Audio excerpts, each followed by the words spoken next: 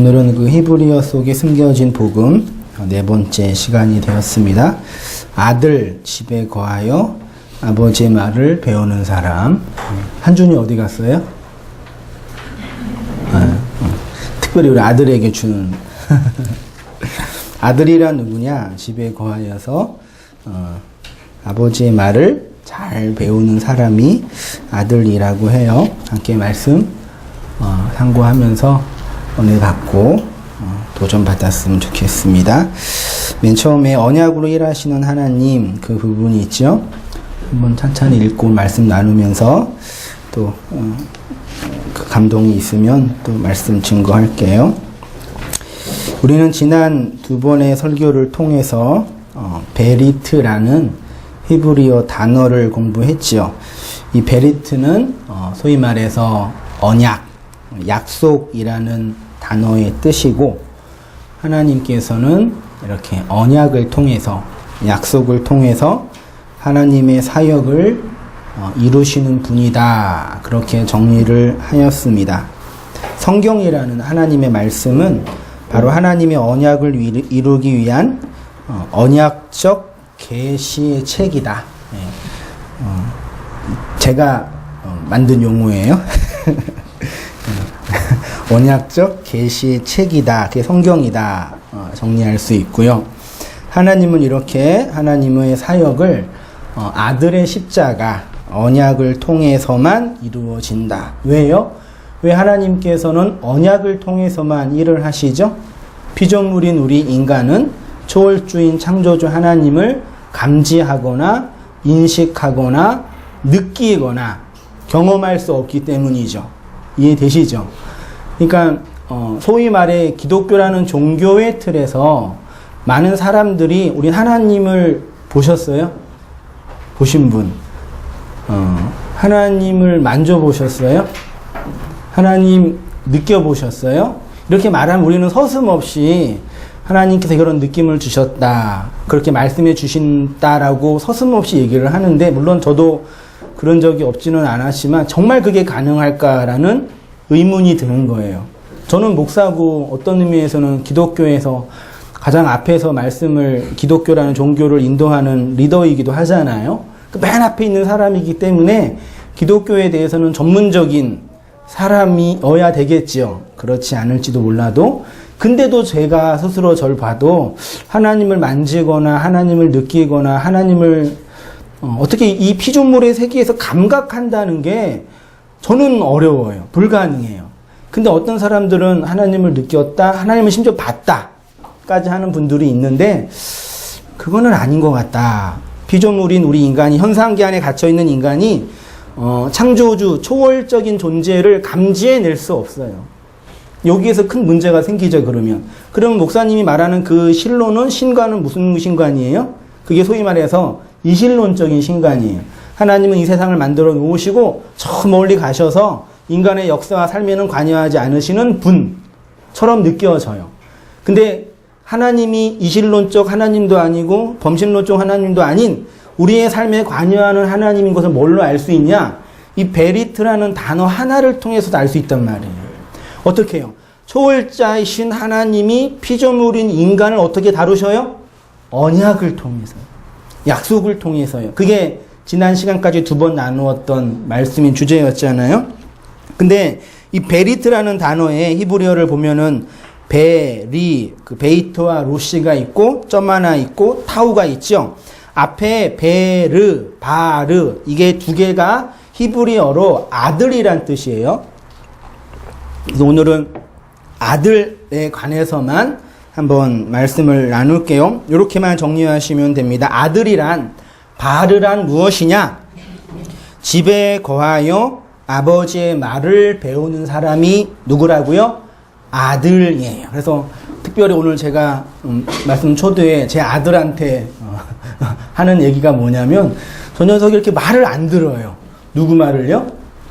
아버지 말을요. 그래서 한 3일 동안 냉전이 좀 있었어요. 그래서 말도 안 하고 너 가 그러고, 그래서 아침에 일어나서 이제 아들이 와가지고 아빠 내가 잘못했어요. 그래서 내가 네 죄를 사하노라 그랬는데, 그러니까 아들이 뭐 하는 놈이냐 이놈아. 그러니까 아들이란 집에서 아버지 말 잘 듣는 자가 아들이다 라는 얘기예요. 여러분 하나님의 아들이시죠.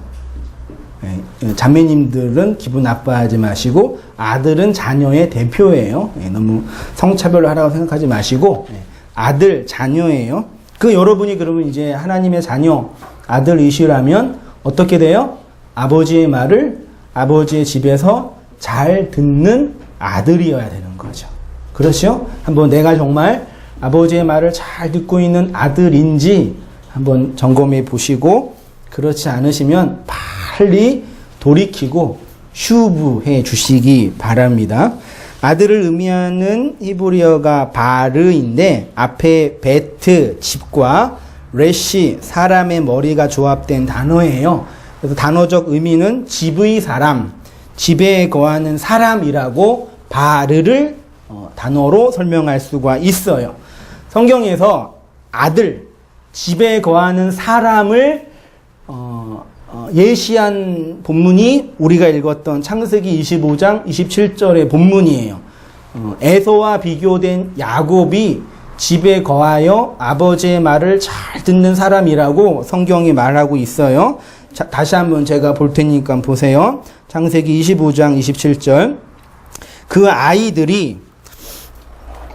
아이들이 장성함에 에서는 익숙한 사냥꾼이었으므로 들사람이 되고 야곱은 조용한 사람이었으므로 장막에 거주하니, 에서는 익숙한 사냥꾼이 되어서 들에 있는 사람이 되었고 야곱은 조용한 사람이 되어서 장막에 거주한다고 본문이 말하고 있잖아요. 우리는 이런 본문을 읽으면서 우리의 상식과 편견으로 여태까지 읽어왔죠. 그래서 어떻게 이해했어요? 에서는 들에서 사냥을 하는 그 남자다운 와일드한 사람이라고 이해를 했었고, 야곱은 집에서 엄마 말 잘 듣는 소위 말해 마마보이 정도로 이해했죠. 근데 전혀 그것과 상관이 없는 본문이에요. 그러니까 20세기 한국교회 복음주의 운동을 주도했던 소위 말해 복음주의 운동 목사님들, 오카는 목사님이나 하용주 목사님이나 이런 분들이 성경을 열심히 가르쳐 주셨는데, 저도 기억이 나요. 대학생 때 성경 공부하면서 그 오늘이 출판사에서 출판한 인물별 성경 공부라는 책이 있는데, 그 책을 공부하면서 이런 인물에 대한 묘사를 많이 했어요. 그러면서 야곱은 집에서 엄마랑 같이 있었던 약간 그런 가정적인 아이고, 에서는 들에서 이렇게 와일드한 그런 사람이다. 물론 그런 부분이 있는데 본문을 좀 깊이 내면을 좀 보자, 그 얘기입니다. 좀 잘못된 편견인 것 같아요. 보세요.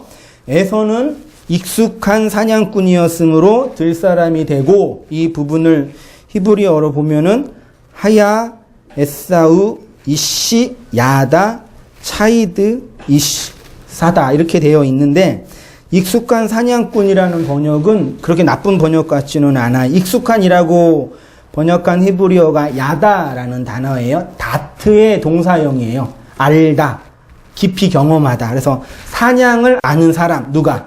에서가요. 괜찮은 번역이죠? 그런데 뒤에 야곱은 조용한 사람이었으므로 장막에 거주하더니가 좀 오역인 것 같아요. 야코브 이시 탐, 야샤부 오엘인데, 그 조용한 사람이라고 번역된 히브리어가 조용하니 탐이라는 단어를 번역한 거거든요. 근데 탐은 조용하니 아니에요. 사전 찾아보니까 그 스트롱 코드 몇 번에 있냐면 그 8535번을 찾아보면은 이 탐이라는 단어가 조용한이 아니라 온전한, 완전한, 흠이 없는 그런 의미로 사용된 단어예요. 그러니까 야곱은 온전한 사람이었으므로 장막에 거주하더니, 그렇게 번역해야 돼요. 직역을 하자면 이 단어가 욥기에 이렇게 번역이 됐습니다. 우스 땅에 욥이라 이름하는 사람이 있었는데 그 사람은 어떤 사람이요? 순전하고 탐하고 정직하여 하나님을 경외하며 악에서 떠난 자더니 2장 3절에도 여호와께서 사단에게 이르시되 내가 내 종 욥을 유의하여 보았느냐 그와 같이 어떤 사람이요? 순전하고 탐하고 정직하여 하나님을 경외하며 악에서 떠난 자가 세상에 없느니라. 그러니까 이제 사단이 뭐라 그래요? 내가 나를 격동하여 까닭없이 그를 치게 하였어도 그가 오히려 자기의 순전을 굳게 지켰느니라. 아가서서 읽어볼게요. 내가 잘지라도 마음은 깨었는데 나의 사랑하는 자의 소리가 들리는구나. 문을 두드려 이르기를 나의 누이, 나의 사랑, 나의 비둘기, 나의 어떤 자야? 완전한 자야. 그러니까 그 조용한이라고 번역된 거는 영어 성경까지 제가 못 봤는데 좀 해석이 필요한 번역인 것 같아요.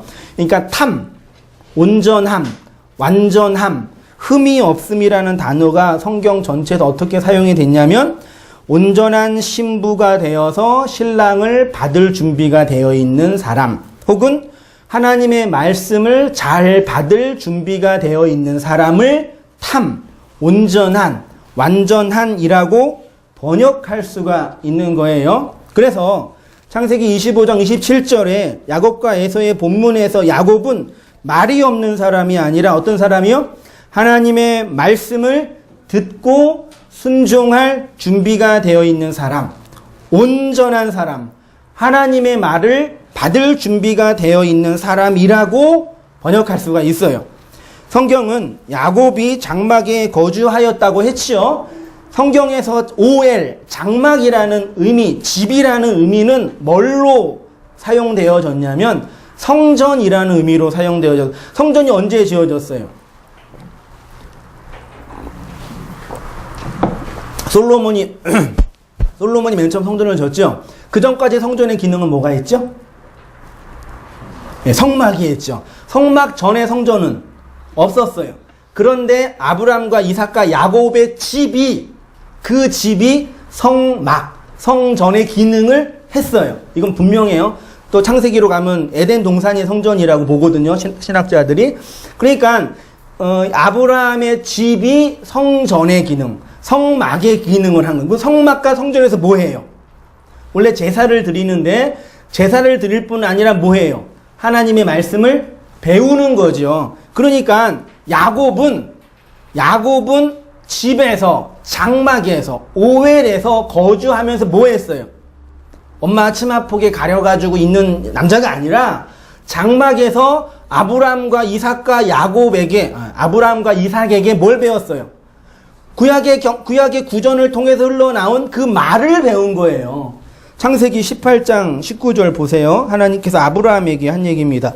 내가 그로 그 자식과 건속에게 명하여 여호와의 도를 지켜 의와 공도를 행하게 하려고 그를 택하였나니 이는 나 여호와가 아브라함에게 대하여 말한 일을 이루려 함이니까 그러니까 하나님이 아브라함을 택한 이유는 아브라함의 자손에게 계속 하나님에 관한 지식을 가르쳐 주기 위해서요. 나이를 계산해 보니까 아브라함이 죽을 때 야곱이 15살쯤 된 것으로 여겨져요. 그러면 15살 되기 전까지 아브라함과 이삭에게 뭘 배웠겠어요? 자신들에게 말하고 인도한 하나님의 말을 배우지 않았겠어요? 그러니까 창세기 25장 27절에서 에서는 말씀을 배우는 것보다 들에서 사냥하기를 좋아하는 사람이었고 야곱은 집에서 하나님의 말, 아브라함을 통해서 전달되는 하나님의 말을 온전히 잘 배우는 사람이었다라고 정리할 수 있는 거예요. 그래서 집에서 말씀을 배우는 자가 아들이다라는 얘기입니다. 이것이 바로 욥과 그리고 야곱의 공통점입니다. 집에서 아버지의 말을 잘 배우는 자로 야곱과 욥이 나타나요. 저를 보세요. 제가 물론 전혀 반대되는 그런 신학적인 견해는 아니지만 그동안 우리가 오해하고 있었던 오역을 좀 고치면서 야곱은 오히려 집에서 아브라함과 이삭을 통해서 하나님의 말을 잘 배운 사람이었다라고 표현을 했어요. 그건 욥도 마찬가지예요. 그러면 집에서 하나님의 말을 잘 배우는 그 사람의 모습은 어떻게 드러날까요? 여러분들이 이 역사 속에서, 우리가 이 삶 속에서 하나님의 말을 잘 배우고 있는 사람들이라면, 잘 배우고 있으세요? 배우고 있으시죠? 우리 한번 서로 그렇게 해봅시다. 잘 배우고 있다고. 아닌 것처럼 보여도 격려해줘야 돼요. 잘 배우고 있다면 하나님의 말을 배우는 그 양상이 어떻게 드러나냐, 이 얘기. 야곱과 욥이 하나님의 말을 어떻게 배웠을까요? 어떻게, 야곱과 욥 하면 기억나는 게 뭐예요? 내 주를 가까이 하게 함은. 그래서 그게 뭐예요? 고난, 고통 속에서 하나님의 말을 배우는 모습으로 드러나요. 그러면 이제 정리가 되죠? 우리의 삶 속에서 우리가 정말 하나님의 말을 잘 배우고 있는 야곱과 욥의 삶을 살고 있다면 우리는 어떤 걸 감지해내요? 고난을 말씀 속에서 감지해야 돼요. 고통을 말씀 속에서 감지해야 돼요. 그게 뭔지 잘 얘기 들어보세요. 정말 중요하고 은혜가 되는 얘기입니다. 그 2페이지 아래쯤에 그 얘기했어요. 그런데 아버지의 집에서 아버지의 말을 배우는 온전한 자가 그 아버지의 말을 배울 때에 무엇으로 감지하냐? 그것이 고난이 되고 환난이 되고 핍박이 되는 거예요. 예수 믿는 성도가 이 세상에서 당하는 환난과 고난의 핵심이 무엇이냐? 그러니까 벌써 제가 여러분에게, 우리들에게 예수 믿으면, 말을 잘 배우면 고난 받아요. 그러면 반론이 고민이 되죠. 이 세상에서 살아가는 그런 고난, 여러분, 우리가 어떤 고난을 흔히 얘기해요? 고난을 당한다 그러면 뭐예요? 하던 사업이 망해가지고 재정적인 어려움을 당한다. 혹은 몸이 아파서 병원에 입원한다. 이런 이 세상에서 당하는 그런 아픔과 슬픔을 고난이라고 얘기하잖아요. 근데 성경은 1차적으로 그런 식의 소위 말해 우한이 없기를 바라잖아요. 우리 세상 사람들이. 그런 우한이 성경의 고난이라고 말하지 않아요. 그게 필요 없다. 그게 별거 아니다. 그게 아닙니다. 고난 속에 있으면 아파요. 병원에 입원하면 힘들어요. 우리 성도님, 온당계 성도도 병원에 입원해서 힘들게 있는데 힘들어요. 아파요. 우한이에요. 근데 성경에서 집에서 아버지의 말을 배우는 아들이 말씀을 통해 당하는 고난은 그것과는 다른 영역이라는 얘기입니다. 성도는 그 고난을 감지해요. 이게 그 고난이라고 인식한단 말이에요. 그걸 한번 얘기해 보겠습니다. 이 페이지에 베드로전서 4장 15절 보세요. 너희 중에 누구든지 살인이나 도둑질이나 악행이나 남의 일을 간섭하는 자로 고난을 받지 말려니와. 이게 무슨 말이에요? 베드로 사도가 그 소아시아 교회를 향해서 권면을 하고 있는데, 성도 여러분 중에 누구든지 살인 때문에, 도둑질 때문에, 악행 때문에, 남의 일을 간섭하는 것 때문에 고난 받지 않기를 바래요. 이게 말이 되나요? 여러분 누구 죽여보셨어요? 살인, 도둑질, 악행. 이거 베드로 사도가 교회에게 준 말입니다. 우리에게 준 말이에요. 여러분에게 주신 말씀이에요. 그 여러분의 역사 속에 살인이 있어요? 살인, 도둑질해요? 남의 일을 간섭해요? 그것 때문에 고난 받으세요? 우리랑 상관이 없는 얘기네요. 공부 좀 하신 분은 느낌이 오셔야 돼요. 산상수 공부하신 분은 잘 들어보세요. 너희 중에 누구든지 살인, 도둑질, 악행, 남의 일을 간섭받은 자. 이게 뭐 같아요? 우리가 세상에서 말하는 사람 죽이고 물건 빼앗고 남의 일을 간섭하는 그 일을 베드로가 얘기해야겠어요, 여러분? 2000년 전에. 예? 그 사회법, 민법에 다 있는 그 얘기를요. 성경에서 살인, 간음, 이게 뭐라 그랬어요? 율법적 행위라 그랬잖아요. 뭔지 느낌이 오세요? 사람들에게 진리와 복음과 십자가와 그리스도의 진리를 전하지 않으면 그 사람이 율법 안에 갇혀있기 때문에 그 사람의 영혼이 살아요, 죽어요? 죽어요. 그러면 그 사람을 뭐 하는 거예요? 살인하는 거예요. 율법을 자기 남편으로 모시고 있는 모든 사람들에게 그 남편이 너를 행복하게 만들어줄 수 있는 참된 남편이야 얘기해주면 우리의 진짜 남편인 그리스도를 인도하지 못하기 때문에 그 사람은 뭐 하는 사람이에요? 간음하는 거예요. 그게 악행이고 그게 도둑질이에요. 그러니까 베드로 사도가 교회를 향해서 너희가 그리스도의 영을 받은 그리스도의 신부가 됐는데 왜 계속 살인하며 도둑질하며 율법적 규범 안에 갇혀서 그리스도의 영 속에 거하지 못하냐고 얘기하는 거예요. 그 다음 보세요. 만일 16절 그리스도인으로 고난을 받으면 부끄러워하지 말고 그 이름으로 하나님께 뭐를 영광을 돌리라. 그리스도인이 뭐예요? 그리스도의 영을 마음에 받은 사람이잖아요.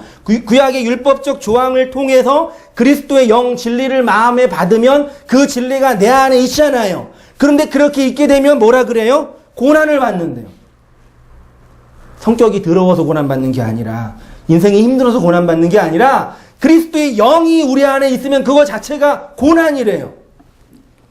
마태복음 5장 10절 의를 위하여 박해를 받는 자는 복이 있나니 우리 안에 의가 들어오면 그것이 우리를 뭐예요? 박해예요. 마태복음 13장 21절 그 속에 뿌리가 없어 잠시 견디다가 말씀으로 말미암아 환난이나 박해가 일어날 때에는 곧 넘어지는 자요. 이게 예수님이 이제 그 비유할 때 한 말씀인데 보세요. 환난과 박해가 왜 일어나요? 본문만 보시면 왜 일어나요? 말씀으로 말미암아. 그러니까 예수님을 믿으면 예수님을 믿는 것 때문에 어떠한 고난과 박해를 받는 게 아니라 예수가 넣어주신 그 말씀이 우리를 환난으로 박해로 이끈다 얘기예요. 말씀이 박해예요. 말씀이 환난 속에 집어넣어요. 시편 119편 71절 시인의 고백입니다. 고난당한 것이 내게 유익이라 이로 말미암아 내가 주의 뭘 배웠어요? 율례를 배우게. 이 말씀을 우리가 어떻게 이해해요? 인생을 살다가 고난을 받고 어려움을 당하는데 그 속에서 주님을 원망하지 않고 잘 참고 견디면 하나님의 말씀을 깨닫게 된다. 그렇죠.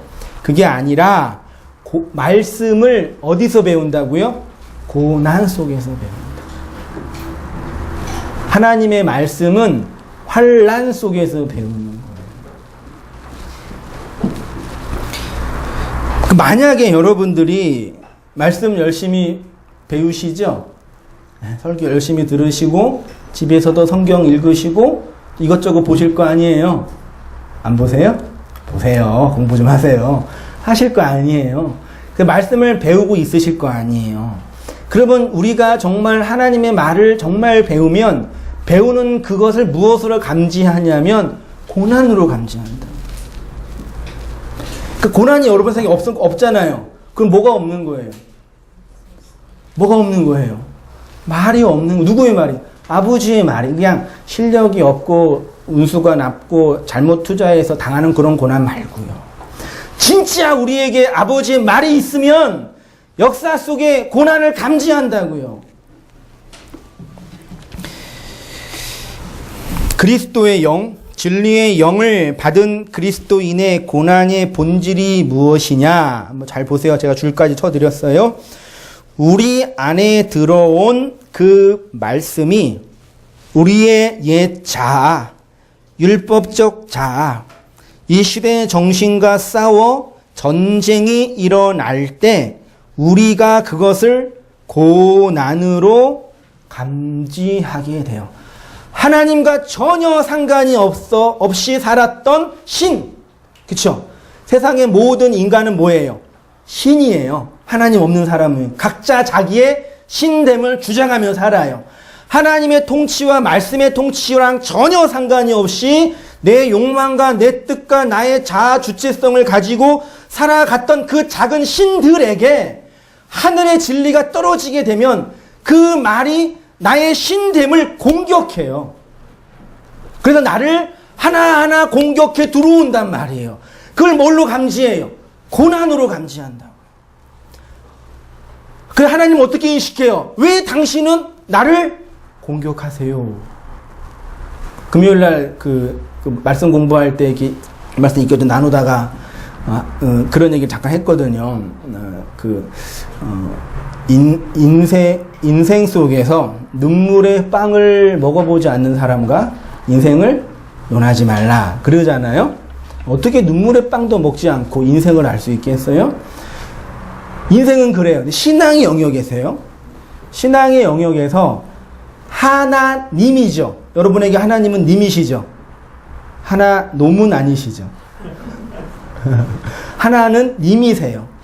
그 나의 님이신 그 하나님을 한 번도 하나 놈으로 불러보지 않는 사람과 신앙을 논할 수 있겠는가? 우리는 너무 착한 아이 컴플렉스에 빠져 있는 것 같아요. 너무 성공하고 잘 돼야 된다고 하는 그런 압박 속에 갇혀 있는 것 같아요. 그 하나님도 잘 믿어야 되고 내가 잘 되어서 하나님께 효도해야 된다고 생각하는 것 같아요. 그래서 세상에서는 자기가 하고 싶은 거 다 하고 마음속의 욕망을 다 드러내는데 단 하나 교회에 와서는 착한 아이가 되려고 애쓰는 거죠. 속에서는 다 지지고 볶고 다 있으면서. 신앙도 마찬가지라고 생각이 듭니다.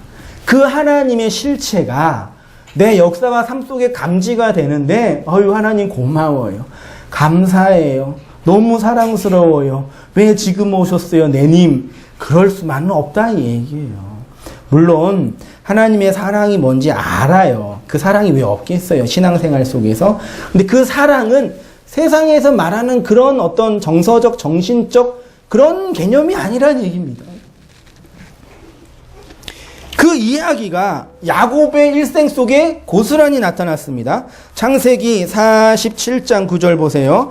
야곱이 바로에게 아뢰되 내 나그네 길의 세월이 130년이니이다. 내 나이가 얼마 못되니 우리 조상의 나그네 길에 연조에 미치지 못하나? 뭐라 그러세요? 험악한 세월을 보내었나이다. 여기 험악한 세월이 원문으로 보면 악한 세월이에요. 그 악마할 때 그 악이에요. 내 인생이 하나님의 말씀을 배우는 인생이었거든요. 근데 그 인생을 결과로 보니까 험악이라고 감지가 되는 거예요. 누구에게? 야곱에게요. 하나님의 말씀을 배우는 온전한 자가 자신의 인생을 어떻게 해석하고 있냐면 악으로 해석해요. 하나님의 말씀은 어디서 배워요? 악 속에서 배운다고요. 잘 들으세요, 여러분. 그래서 예수님께서 우리에게 기도하라 할 때 뭐라 했어요? 우리를 악에서 구원하소서 이렇게 얘기한 거예요. 악에서 그 악으로 멸망하는 사람들이 있다고요. 이 악의 이 세상에서 그 악 때문에 멸망해요. 대부분은요. 근데 하나님의 백성은 그 악에서 하나님의 의를 발견해서 구원받는 거예요. 성도는 그 악에서 구원받는 자란 말이에요. 그래서 그 악이 뭔지 알아요. 욥도 마찬가지예요. 고난 속에서 하나님 말씀을 배웠죠. 욥기는 다 읽어보셨죠? 읽어보지 않아도 어떤 내용인지는 다 아실 거예요. 욥기 42장 4절 내가 말하겠사오니 주는 들으시고 내가 주께 묻겠사오니 주여 내게 알게 하옵소서. 내가 주께 대하여 귀로 듣기만 하였사오나 이제는 눈으로 주를 배웁나이다. 그러므로 내가 스스로 거두어 드리고 티끌과 재 가운데서 뭐예요? 회개하나이다. 이렇게 주님을 만났죠. 그리고 주님을 고난 속에서 주님을 만난 욥을 향하여 하나님이 이런 복을 주십니다. 욥이 그의 친구들을 위하여 뭐예요? 기도할 때 여기 되게 중요한 요거예요. 그러니까 욥의 엘닷과 엘리바스와 소발과 엘리의 친구들이 와서 욥에게 막 얘기를 하는데 하나님이 다 틀렸다가 얘기해요. 그 다음에 하나님 뭐라 그래요? 욥, 네가 이제 쟤네들을 위해서 기도해야 돼 그러는 거예요. 왜요? 욥이 그 고난과 고난 속에서 말씀을 깨닫고 어떤 사람이 된 거예요? 영혼과 세상을 위하여 진정으로 기도할 수 있는 제사장이 된 거거든요. 아무튼 기도할 때 여호와께서 욥의 공경을 돌이키시고 여호와께서 욥에게 이전 모든 소유보다 몇 배요? 갑절이 2배예요. 그래서 이런 설교를 가지고 하나님의 말씀을 통해서 고난 속에서 견디고 참으면 하나님이 2배의 복을 주십니다. 할렐루야. 절 보세요. 진짜 고민해 봐야 돼요. 우리가 고난 속에서 하나님의 말씀을 잘 견디고 하나님을 원망하지 않고 그 고난 속에서 믿음을 지키면 하나님이 2배의 복을 주셔요. 제가 20년 전에 이 설교 들었거든요. 처음 다녔던 교회 목사님께서요. 지금도 목회하고 계시는데 지금도 똑같이 설교하세요. 세상이 20년 지났는데 어떻게 본문도 바뀌지 않고 진짜 기독교 TV에서 나와 유명한 목사님이시니까요. 저도 그런 줄 알았어요. 근데 최소한 나는 아니더라고요. 하나님께 2배의 복은 안 주셨고 여러분 중에 2배의 복 받으신 분 혹시 간증 한번 시킬게요. 제가 그래야지 온땅교회도 부흥할 거 아니에요. 한 분도 없으세요? 안 되는데 있어야 되는데 혹시 그게 전혀 아닙니다. 전혀 아니고 히브리적 문학을 모르는 분이에요. 이사야 61장 7절과 스가랴 9장 12절에서 2배가 나오는데 하나님이 주신 은혜를 설명할 때 갑절이라고 설명해요. 율법의 체계에서 그 구원의 은혜가 부어질 때 갑절이라고. 그러니까 2배가 아니라 2배. 하늘의 복이니까 2배가 되겠죠. 그러니까 하나님의 신령한 복을 설명할 때 갑절이라고 해요. 그래서 엘리사도 엘리야가 갈 때 나에게 갑절의 영감을 달라 그랬잖아요. 그 2배는 2배가 아니라 2배인데 그 의미는 그 하나님의 은혜, 하늘의 은혜를 받는 거를 갑절의 복을 받았다고 설명을 하는 거지 실제로 2배를 받는 게 아니에요. 11조를 이렇게 냈는데 11조 잘 내면은 나중에 2배 받는다. 그러면 재테크를 교회에서 하게 진짜. 말도 안 되는 얘기하면서 이렇게 사기를 치는 목사들이 또 그걸 또 잘 들어주고 속아주는 성도가 계시니까 또 그러는 거죠. 그거 아닙니다. 장자는 이렇게 아버지의 말을 집에서 배우는 자예요. 성경은 이렇게 집에서 아버지의 말을 듣는 자를 장자라고 하고 그 장자를 성경은 뭐라 그래요? 교회라고. 그래서 장자들의 총회를 교회라고 히브리서 12장에 나와 있습니다. 그러니까 여러분이 이 땅에서 차자로 살아요. 네, 차자로 살아요. 아버지의 말을 고난 속에 배우면 뭐가 돼요? 장자가 돼요. 그 얘기가 야곱과 에서에게 그대로 나타나요. 창세기 25장 33절 야곱이 이르되 오늘 내게 맹세하라. 에서가 맹세하고 장자의 명분을 누구에게 팔아요? 야곱에게 팔아요. 원래 장자는 누구예요? 에서고 원래 차자는 야곱이죠. 근데 야곱이 장자의 명분을 받아서 장자가 돼요. 근데 장자가 된 사의 역사적 실존은 누구예요? 여러분 야곱이 고생을 많이 했어요? 에서가 고생을 많이 했어요? 성경만 보더라도 성경 문맥에서는 에서는 그렇게 고생한 모습으로 안 나와요. 그러니까 들에 나가서 이렇게 멋있게 산 사람이고 야곱은 진짜 그 장자의 명분 때문에 생고생하면서 산 사람이잖아요. 누구의 인생이라고요? 여러분의 인생이라고요. 축복해 주세요. 야곱의 인생이라고. 27장 36절 에서가 이르되 그의 이름을 야곱이라 함이 합당하지 아니하나이까 그가 나를 속임이 이것이 2번째니이다. 전에는 나의 장자의 명분을 빼앗고 이제는 내 복을 빼앗았나이다.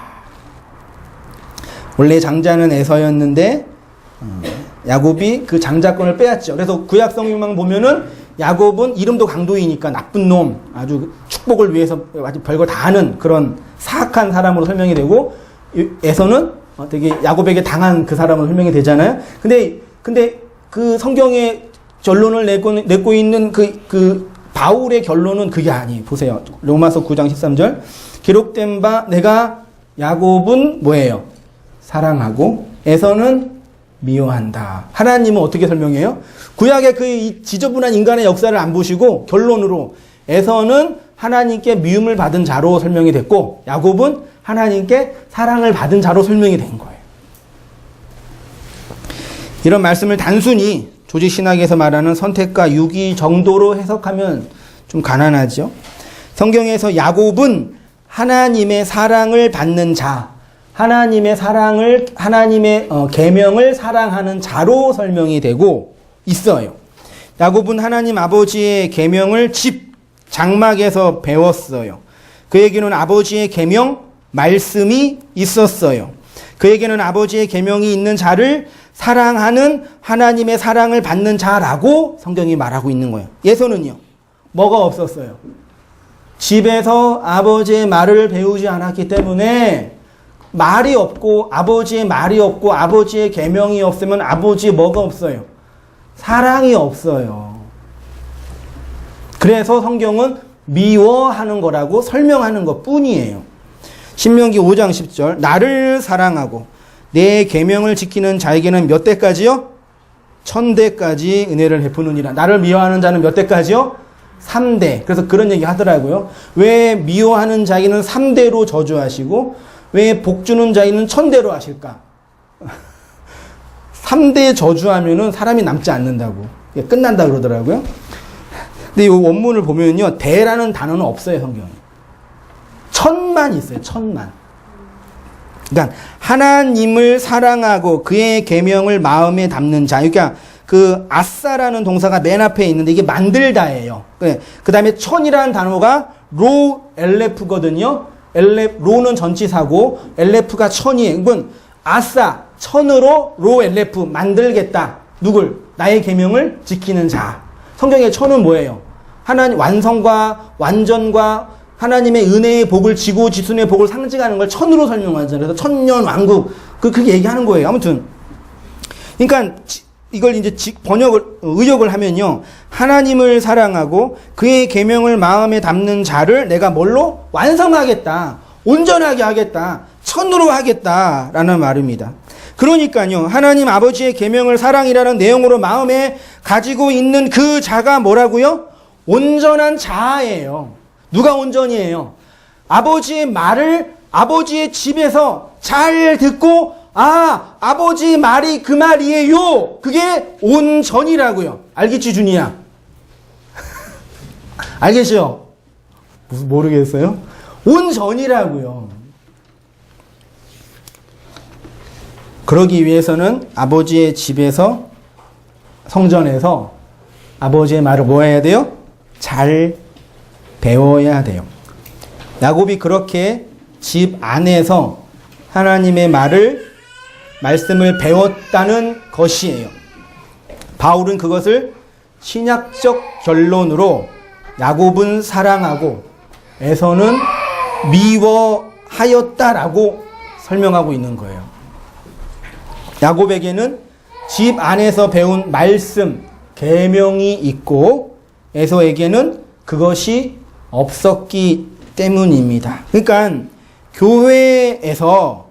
교회라는 집에서 여기뿐만 아니라 여러분이 교회잖아요. 아버지의 말을 잘 배워야지 들에서 사냥하는 걸 좋아하면 돼요? 안 돼요? 안 돼요. 사회생활 열심히 하지 말라는 얘기가 아니에요. 그러니까 제가 말씀을 이렇게 연구하고 성도들 뵈면서 느끼는 게 뭐냐? 오늘날 기독교가 뭘 하고 있냐면요. 어떻게 하면 들에서 사냥을 잘하는 방법을 잘 가르쳐 줄까를 여기에서 고민을 해요. 잘 들어보세요. 그러니까 들에 나가서 사냥을 잘하는 게 나쁜 게 아니에요. 우리 또 잘해서 돈도 많이 벌고 잘 나가야죠. 그렇게 하세요. 그래서 헌금도 많이 해주시고.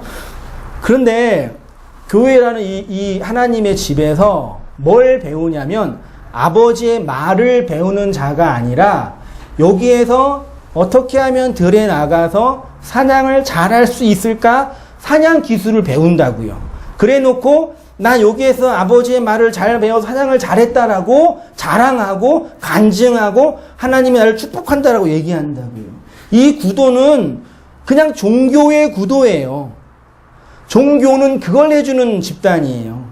힘들지요? 어렵지요? 이 부족 가지고 있으면은 일이 풀릴 거예요. 동쪽으로 가봐요. 좋은 사람 만날 거예요. 네? 그게 나빠요? 우리 인생에 필요한 거죠. 근데 그건 종교가 하는 거라고요. 다 거짓말이지만. 기독교는 들에서 이렇게 하면 사냥을 잘 배워요가 아니에요. 여기 교회, 아버지의 집에서 아버지의 말이 뭔지 알고 집의 사람으로 살아가는 거예요. 그렇죠. 제 말 안 틀리죠. 이상하지 않죠. 이상한 것처럼 느껴져요. 그래서 바울은 야곱은 하나님의 사랑을 받았고 에서는 그 사랑 속에서 제외됐다라고 결론 내는 것입니다. 마지막으로요.